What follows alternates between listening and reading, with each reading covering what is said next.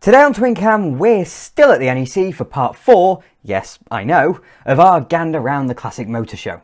If you didn't catch part 3, then I'll put a card up in the corner. But let's start today's video with something ridiculous, and a part of my childhood on old Gran Turismo games, an Alfa Romeo 155 V6 Ti.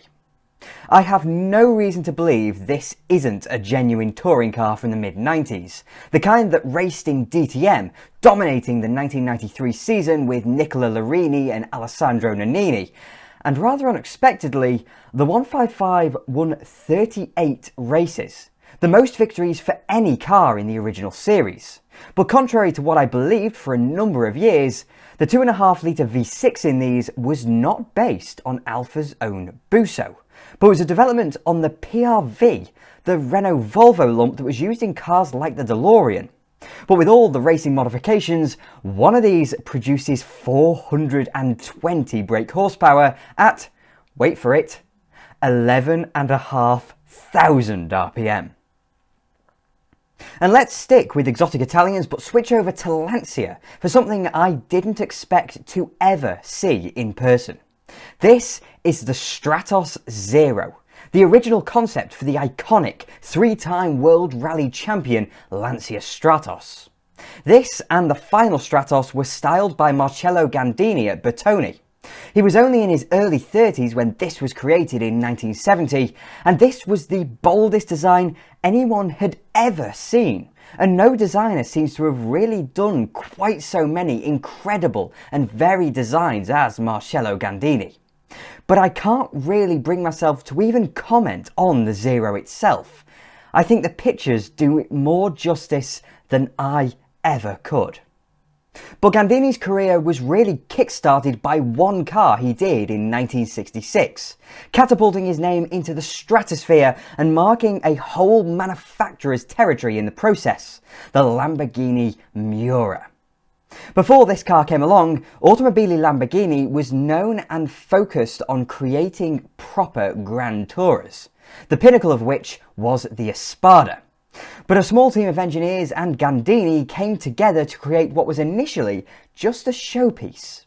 But so radical and so cool it was that Ferruccio Lamborghini just had to put it into production.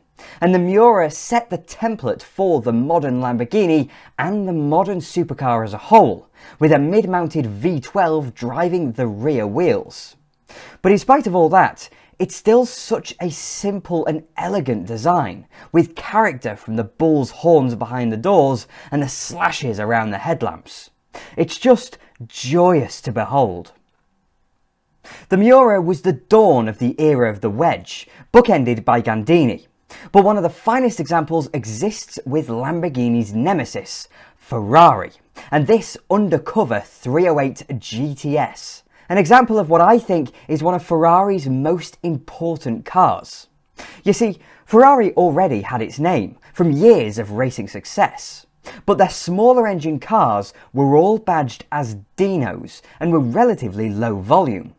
But from the mid-70s, the Dino name was gradually retired, and the replacement for the famous Dino 246 was the Ferrari 308. The 2+2 version of this car was still Dino badged, but this one brought Ferrari to far more customers than ever before, with 2 seats and 8 cylinders mounted behind the driver. The recipe all modern Ferrari supercars carry.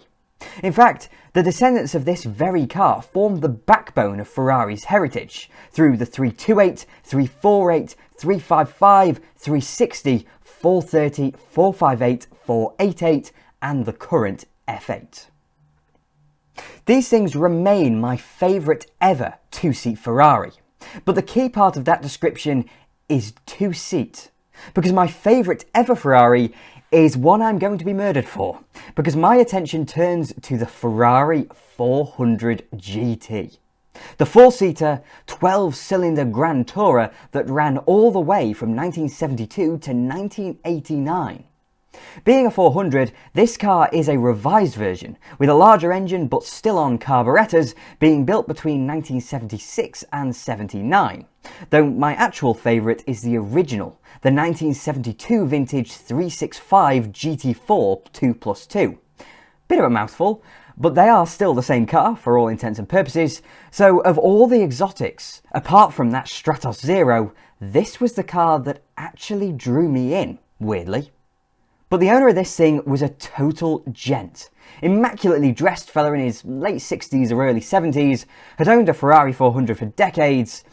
Old money. Proper old money. What a mood. But being front-engined, it's a clear sign of this car's intentions. It's not a sports car by any stretch of the imagination, and by the 1970s, anything new, sporty and exotic had to have a mid-engine layout, with one at the lower end being the Porsche 914. The 914 is a curious point in Porsche's history, with this pretty but still strangely styled two-seat coupe being a collaboration between Porsche and Volkswagen, where the cars were built by Carmen and fitted usually with Volkswagen flat 4s, as this one is. However, there was the short-lived and enormously rare 914-6, which featured a 2-litre Porsche flat 6. But the 914 was still expensive, and therefore they're exceptionally rare today. But its successor, the 924, had a similar development, as it too was a partnership with VW, but for various reasons was an incredible success.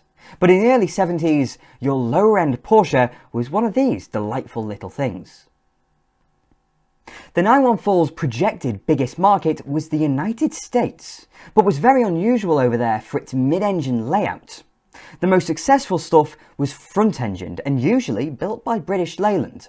But the car that went over and gave everyone a bloody nose was a newcomer that has since evolved into a dynasty of sports cars and an iconic classic, the Nissan S30, known usually as the Datsun 240Z. We have a trio to choose from here, and all give the S30 in a different setting, with what I believe to be UK, US and Japanese market cars on display. The 240Z was a total departure for Nissan in the States, single-handedly propelling the company into popularity and destroying the British on value in the process, as these not only looked good, but had 6 cylinders and 140 brake horsepower. But it's the Japanese market Nissan Fairlady 240ZG I'm most interested in, because this is pretty special, with the wheels, arches and aero bits homologating the S30 for Group 4 racing. For me, this is kind of it when it comes to big sports cars. But over in Europe, the S30 was very rare due to Nissan's patchy presence. When it came to big coupes in the 70s, we were much happier with the much less sporting but still fabulous looking Ford Capri. The S30 and Capri were both launched at the end of the 60s, and both were available with 6-cylinder engines.